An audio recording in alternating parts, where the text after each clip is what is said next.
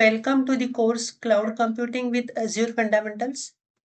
After completing this course, you will be familiar with two major subjects, Cloud Core Concepts and Microsoft Azure Fundamentals. In the first module, Cloud Core Concepts, you will learn about common cloud computing services, benefits of cloud computing, and how to decide which cloud deployment model is best for you.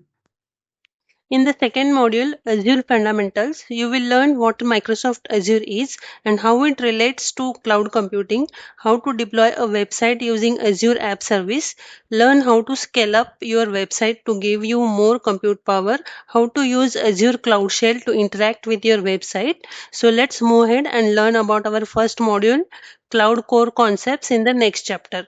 When you use a smartphone, you go to the store, pay the specific price for that, and that new smartphone becomes yours. When you turn on your phone and it works for you. Here, you don't have to worry about the smartphone's hardware used for manufacturing that smartphone, or you don't need to think about what software is installed inside that mobile phone. You just turn on the phone and start using it for all your mobile needs. Just like that, when you develop any application and deploy it for making it available for its users, you need to take care of all the environmental requirements. This becomes unnecessary obstacle for you while delivering applications to the users. Luckily, there is a solution to this problem, cloud computing. Cloud computing is renting resources like storage space or CPU cycle on another company's computers. You only pay for what you use. The company providing these services is referred to as a cloud provider. Some examples of providers are Microsoft, Amazon, and Google. The cloud provider is responsible for the physical hardware required to execute your work and for keeping it up to date. The computing services offered tend to vary by cloud provider. However, typically they include computing power, storage, networking, and analytics. Compute power, such as Linux servers or web applications used for computation and processing tasks, storage, such as files and databases, networking, such as secure connections between the cloud provider and your company, analytics, such as visualizing telemetry and performance data. The goal of cloud computing is to make running a business easier and more efficient, whether it's a small startup or large enterprise. Every business is unique and has different needs. To meet those needs, cloud computing providers offer a wide range of services.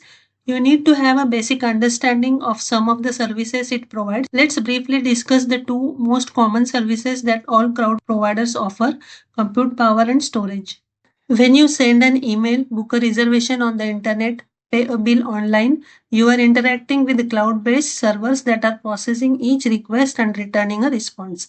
As a consumer, we are all dependent on the computing services provided by the various cloud providers that make up the internet. When you build solutions using cloud computing, you can choose how you can work to be done based on your resources and needs. For example, if you want to have more control and responsibility over maintenance, you could create a virtual machine or VM. A VM is an emulation of a computer, just like your desktop or laptop you are using now. Each virtual machine includes an operating system and hardware that appears to the user like a physical computer running Windows or Linux. You can then install whatever software you need to do the task you want to run in the cloud. The difference is that you don't have to buy any of the hardware or install the operating system.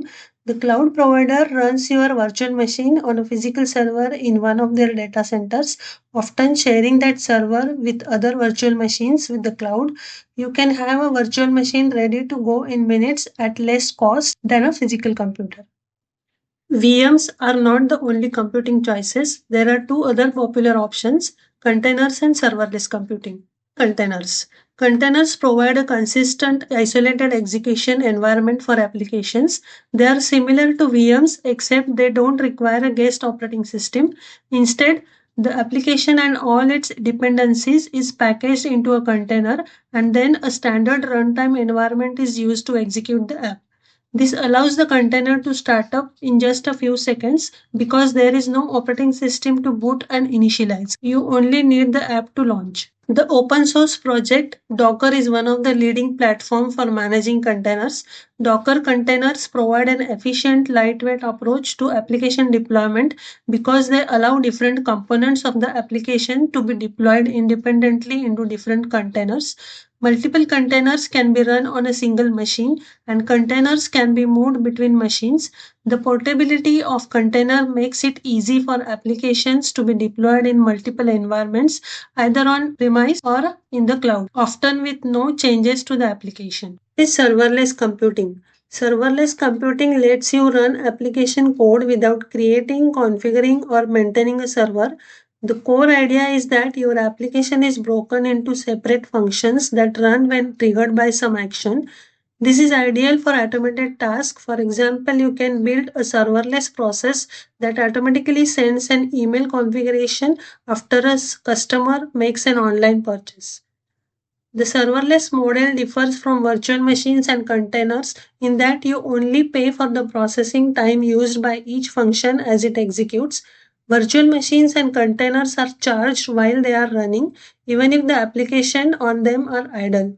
This architecture doesn't work for every app, but when the app logic can be separated to independent units, you can test them separately, update them separately, and launch them in microseconds, making this approach the best and fastest option for deployment.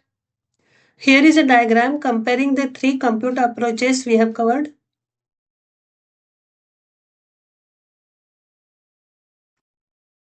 Storage. Most devices and applications read and or write data. Here are some examples.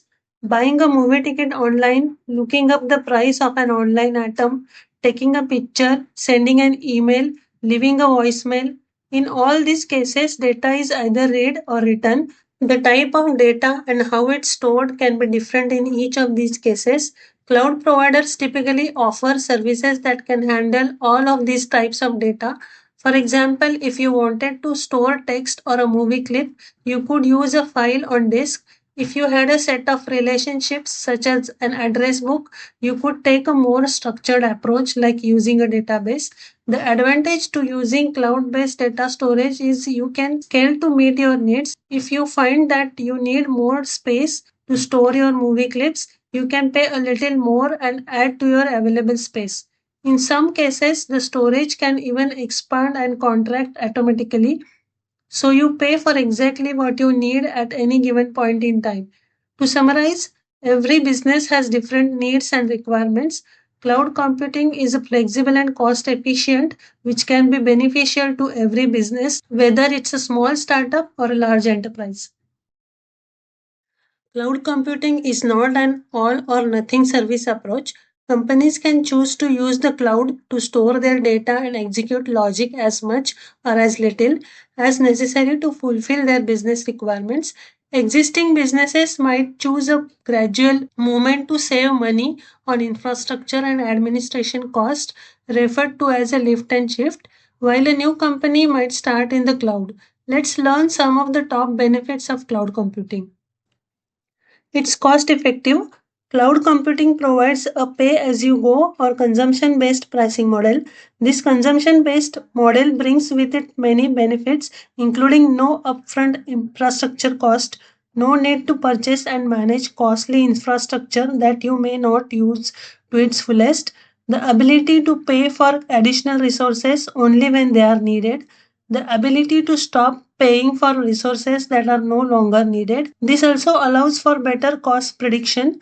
Prices for individual resources and services are provided so you can predict how much you will spend in a given billing period based on your expected usage. You can also perform analysis based on future growth, used historical usage data tracked by your cloud provider. It's scalable.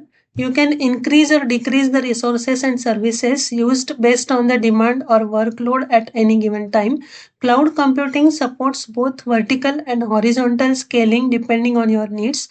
Vertical scaling, also known as scaling up, is the process of adding resources to increase the power of an existing server. Some examples of vertical scalings are adding more CPUs or adding more memory. Horizontal scaling, also known as scaling out, is the process of adding more servers that function together as one unit.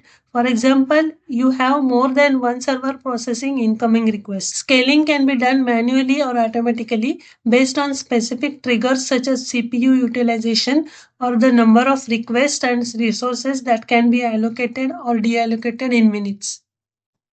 It's elastic. As your workload changes due to the spike or drop in the demand, a cloud computing system can compensate by automatically adding or removing resources. For example, imagine your website is featured in a news article leading to a spike in traffic overnight. Since the cloud is elastic, it automatically allocates more computing resources to handle the increased traffic. When the traffic begins to normalize, the cloud automatically deallocates the additional resources to minimize cost. Another example is if you are running an application used by employees, you can have the cloud automatically add resources for the peak operating hours during which most people access the application and remove the resources at the usual end of the day. It's current. When you use the cloud, you are able to focus on what matters, building and deploying applications. Cloud usage eliminates the burdens of maintaining software patches, hardware setup, upgrades, and other IT management tasks. All of these is automatically done for you to ensure you are using the latest and greatest tools to run your businesses. Additionally, the computer hardware is maintained and upgraded by the cloud provider. For example, if a disk fails, the disk will be replaced by the cloud provider. If a new hardware update becoming available, you don't have to go through the process of replacing your hardware.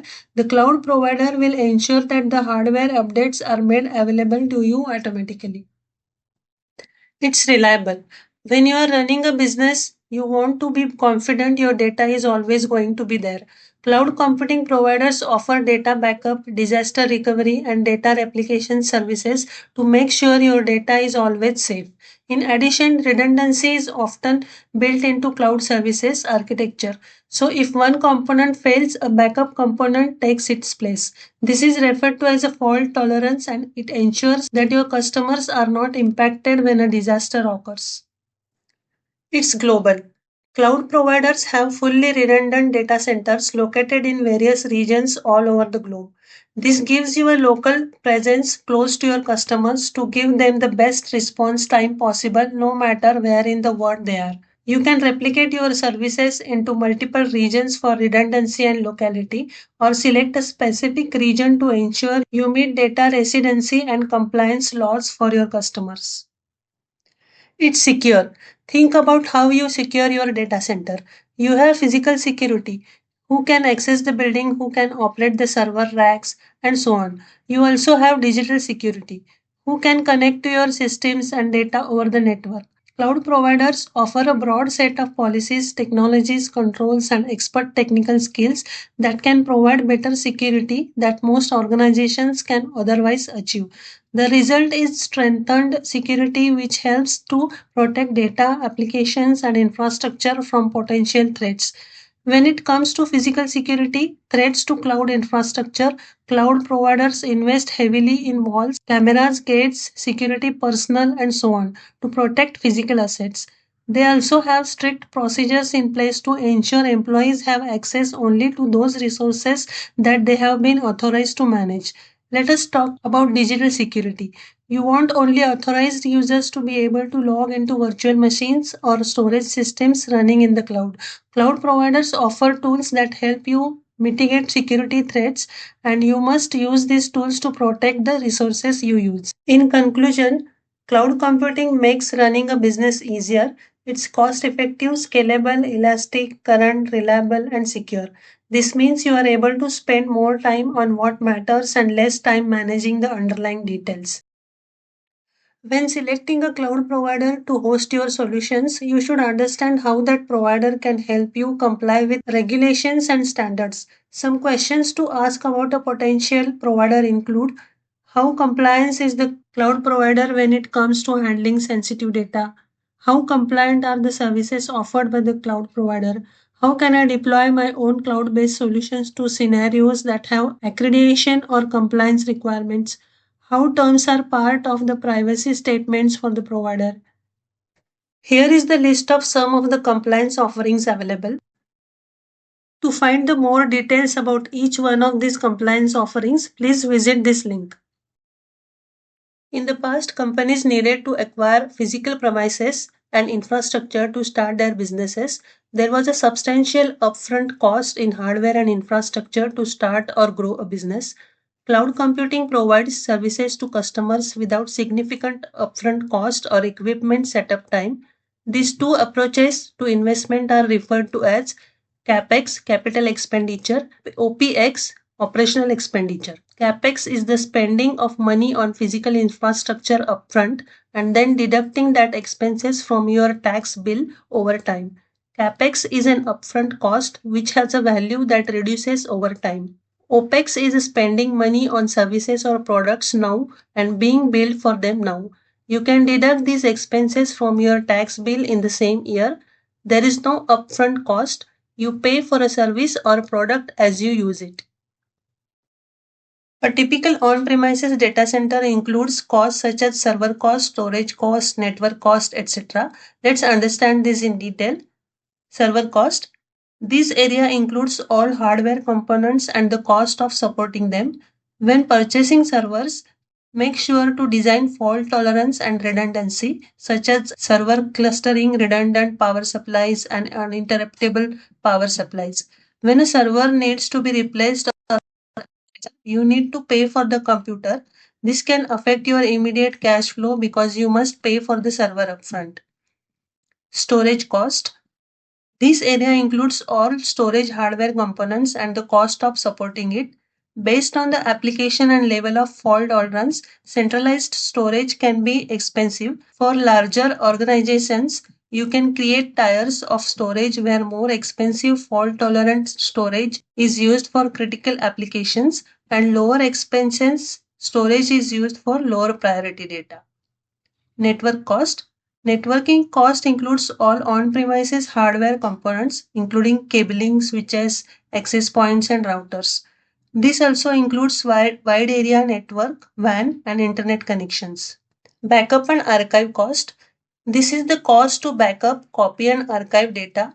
Options might include setting up a backup to or from the cloud. There is an upfront cost for the hardware and additional cost for backup maintenance and consumable like steps. Organization continuity and disaster recovery cost. Along with several fault tolerance and redundancy, you need to plan for how to recover for a disaster and continue operating. Your plan should consist of creating a disaster recovery site. It should also include backup generators. Most of these are upfront costs, especially if you build a disaster recovery site, but there is an additional ongoing cost for the infrastructure and its maintenance. Data center infrastructure cost. These are costs for construction and building equipments, as well as future renovation and remodeling costs that may arise as demands grow. Additionally, these infrastructure incur operational expenses for electricity, floor space, cooling, and building maintenance. Technical personnel. While not a capital expenditure, the personnel required to work on your infrastructure are specific to on premise data centers. You will need the technical expertise and workforce to install, deploy, and manage the systems in the data center and at the disaster recovery site. OPEX cloud computing cost. With cloud computing, many of the costs associated with an on premises data center are shifted to the service provider. Instead of thinking about physical hardware and data center cost, cloud computing has a different set of costs. For accounting purposes, all those costs are operational expenses. Leasing software and customized features. Using a pay per use model requires actively managing your subscriptions to ensure users do not misuse the services and that provisional accounts are being utilized and not wasted. As soon as the provider provisions resources, billing starts. It is your responsibility to deprovision the resources when they are not in use so that you can minimize cost. Scaling charges based on usage demand instead of fixed hardware or capacity. Cloud computing can bill in various ways, such as the number of users or CPU usage time. However, billing categories can also include allocated RAM, input output operations per second, and storage space. Plan for backup traffic and disaster recovery traffic to determine the bandwidth needed. Billing at the user or an organization level. The subscription pay per use model is a computing billing method that is designed for both organizations and users. The organizations or users is billed for the services used, typically on a recurring basis. You can scale, customize, and provision computing services, including software, storage, and development platforms. For example, when using a dedicated cloud service, you could pay based on server hardware and usage. Benefits of CapEx.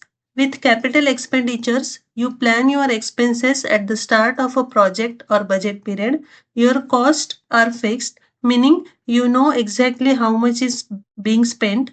This is appealing when you need to predict the expenses before a project starts due to a limited budget.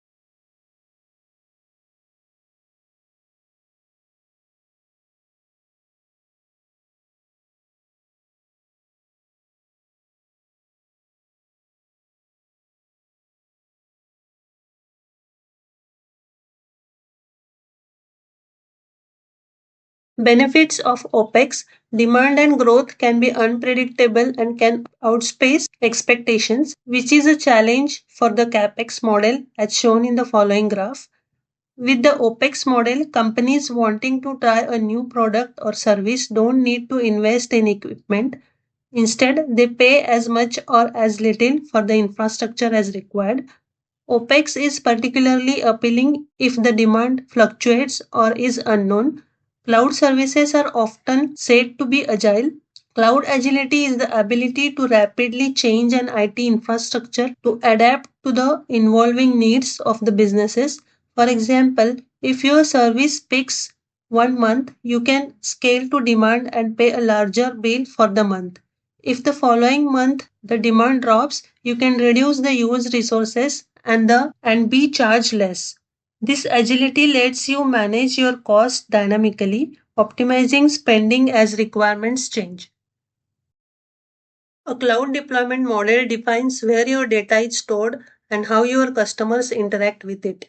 How do they get it to? And where do the applications run? It also depends on how much of your own infrastructure you want or need to manage. In this video, we will discuss cloud deployment approaches. So let's get started. Once you decide to shift some of the applications into the cloud, next decision you have to make is how to deploy. There are three ways to deploy and integrate cloud services into your application's infrastructure and architecture: public, private, and hybrid cloud.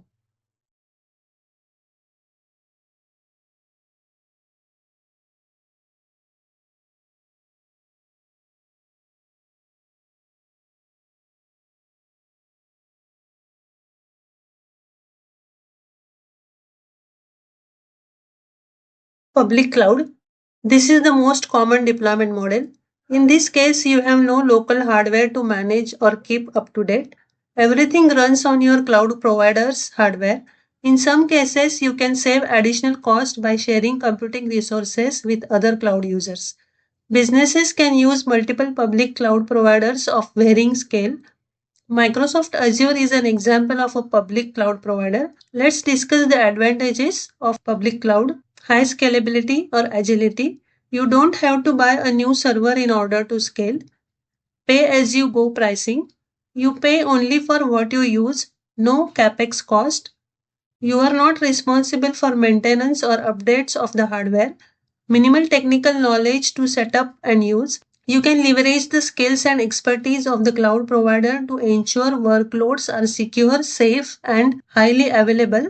A common use case scenario is deploying a web application or blog site on hardware and resources that are owned by a cloud provider. Using a public cloud in this scenario allows cloud users to get their websites or blog up quickly and then focus on maintaining the site without having to worry about purchasing, managing, and maintaining the hardware on which it runs.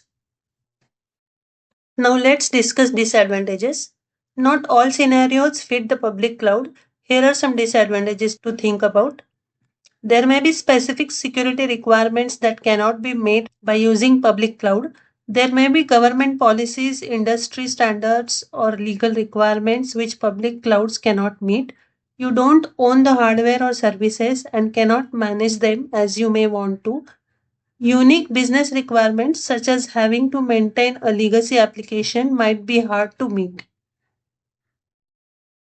Private cloud. In a private cloud, you create a cloud environment in your own data center and provide self service access to compute resources to users in your organization. This offers a simulation of a public cloud to your users, but you remain completely responsible for the purchases and maintenance of the hardware and software services you provide. Let's discuss some of the advantages of private cloud. This approach has several advantages. You can ensure the configuration can support any scenario or legacy application. You have control and responsibility over security. Private clouds can meet strict security, compliance, or legal requirements. Let's see some of the disadvantages of private cloud. Some reasons teams move away from the private cloud are you have some initial capex cost and must purchase the hardware for startup and maintenance. Owning the equipment limits the agility. To scale, you must buy, install, and set up new hardware. Private clouds require IT skills and expertise that's hard to come by. A use case scenario for a private cloud would be when an organization has data that cannot be put in the public cloud, perhaps for legal reasons. An example scenario may be where government policy requires specific data to be kept in country or privately. A private cloud can provide cloud responsibility to external customers as well or to specific internal departments such as accounting or human resources. A hybrid cloud combines public and private clouds, allowing you to run your applications in the most appropriate location. For example, you could host a website in the public cloud and link it to a highly secure database hosted in your private cloud or on premise data center. This is helpful when you have some things that cannot be put in the cloud, maybe for legal reasons. For example, you may have some specific pieces of data that cannot be exposed publicly, such as medical data, which needs to be held in your private data center.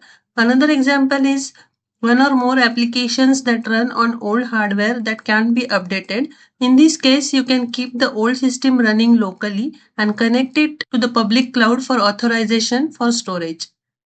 Now let's see some of the advantages of hybrid cloud. You can keep any systems running and accessible that use out of date hardware or an out of date operating system. You have flexibility with what you run locally versus in the cloud. You can take advantage of economies of scale from public cloud providers for services and resources where it's cheaper and then supplement with your own equipment when it's not. You can use your own equipment to meet security, compliance, or legacy scenarios where you need to completely control the environment. Disadvantages of hybrid cloud. Some concerns you will need to watch out for are it can be more expensive than selecting one deployment model since it involves some capex cost upfront. It can be more complicated to set up and manage. In conclusion, cloud computing is flexible and gives you the ability to choose how you want to deploy it. The cloud deployment model you choose depends on your budget and on your security, scalability, and maintenance needs. When talking about cloud computing, there are three major categories.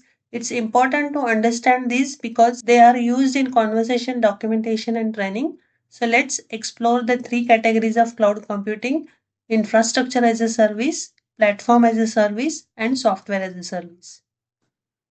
Infrastructure as a service is the most flexible category of cloud services.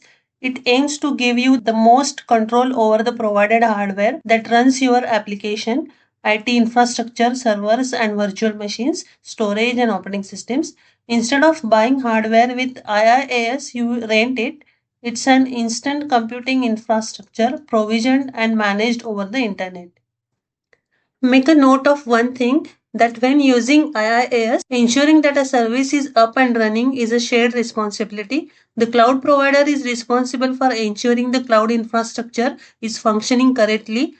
The cloud customer is responsible for ensuring the service they are using is configured correctly and is up to date and is available to their customers. This is referred to as the shared responsibility model. Infrastructure as a service is commonly used in some scenarios. Migrating workloads. Typically, infrastructure as a service facilities are managed in a similar way as on premises infrastructure and provide an easy migration path for moving existing applications to the cloud. Test and development. Teams can quickly set up and dismantle test and development environments, bringing new applications to market faster. Infrastructure as a service makes scaling development and testing environments fast and economical. Storage, backup, and recovery. Organizations avoid the capital outlay and complexity of storage management, which typically requires skilled staff to manage data and meet legal and compliance requirements. IaaS is useful for managing unpredictable demand and steadily growing storage needs. Infrastructure as a service can also simplify the planning and management of backup and recovery options. Platform as a service provides an environment for building, testing, and deploying software applications. The goal of PaaS is to help you create an application quickly without managing the underlying infrastructure. For example, when deploying a web application using PaaS, you don't have to install an operating system, web server, or even system updates. PaaS is a complete development and deployment environment in the cloud with resources that enable organizations to deliver everything from simple cloud based application to sophisticated cloud enabled enterprise applications. Resources are purchased from a cloud service provider on a pay as you go basis and accessed over a secure internet connection. PaaS is commonly used in some scenarios. Development framework. PaaS provides a framework that developers can build upon to develop a customized cloud-based applications. Just like Microsoft Excel Micro, PaaS lets developers create applications using built-in software components. Cloud features such as scalability, high availability, and multi-tenant capability are included, reducing the amount of coding that developers must do. Analytics or business intelligence. Tools provided as a service with PaaS allow organizations to analyze and mine their data. They can find insights and patterns and predict outcomes to improve business decisions such as forecasting, product design, and investment returns. Software as a service is a software that is centrally hosted and managed for the end customer. It is usually based on an architecture where one version of the application is used for all customers and licensed through a monthly or annual subscription. Office 365, Skype, and Dynamics CRM Online are perfect examples of SaaS software. Let's see cost and ownership differences of these three infrastructures. Upfront cost. In infrastructure as a service, there are no upfront cost. Users pay only for what they consume. The same way, in PaaS, there are no upfront cost. Users pay only for what they consume. In SaaS, users have no upfront cost. They pay a subscription, typically on a monthly or annual basis. User ownership. In infrastructure as a service, the user is responsible for the purchase, installation, configuration, and management of their own software, operating systems, middleware, and applications. In PaaS, the user is responsible for the development of their own applications. However, they are not responsible for managing the server or infrastructure. This allows the users to focus on the application or workload they want to run. In SaaS, users just use the application software. They are not responsible for any maintenance or management of that software. Cloud provider ownership, infrastructure as a service. In infrastructure as a service, the cloud provider is responsible for ensuring that the underlying cloud infrastructure, such as virtual machines, storage, and networking, is available for the user. In platform as a service, the cloud provider is responsible for operating system management, network, and service configuration. Cloud providers are typically responsible for everything apart from the application that a user wants to run. They provide a complete managed platform on which to run the application. In software as a service, the cloud provider is responsible for the provision, management, and maintenance of the application software. Management responsibilities. One thing to understand is that these categories are layered on the top of each other. For example, PaaS adds a layer on top of IaaS by providing a level of abstraction. The abstraction has the benefit of hiding the details that you may not care about so that you can get to coding quicker. However, one aspect of the abstraction is that you have less control over the underlying hardware. The illustration shows a list of resources that you manage and that your service provider manages in each cloud service category. Infrastructure as a service requires the most user management of all the cloud services. The user is responsible for managing the operating systems, data, and applications. Platform as a service requires less user management. The cloud provider manages the operating systems, and the user is responsible for the applications and data they run and store. Software as a service requires the least amount of management. The cloud provider is responsible for managing everything, and the end user just uses the software. Combine cloud services to fit your needs. Infrastructure as a service, platform as a service, and software as a service each contain different levels of managed services. You may easily use a combination of these type of infrastructure. You could use Office 365 on your company's computers, SaaS, and in Azure. You could host your virtual machines, infrastructure as a service, and use Azure SQL database platform as a service to store your data. With the cloud's flexibility, you can use any combination that provides you with the maximum result. In this module, you have learned about cloud computing, what it is, and what its key characteristics are. Here are some of the things you covered.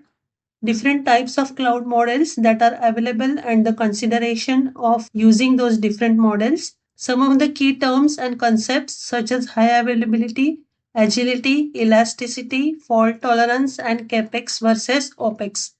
The different cloud services available, the benefits of using the different types, and the management responsibilities under each services type, cloud models such as public, private, and hybrid, and what the key characteristics of each model are, the different types of cloud service available, IaaS, PaaS, and SaaS, what the key characteristics of each service, and when you would choose one over the other.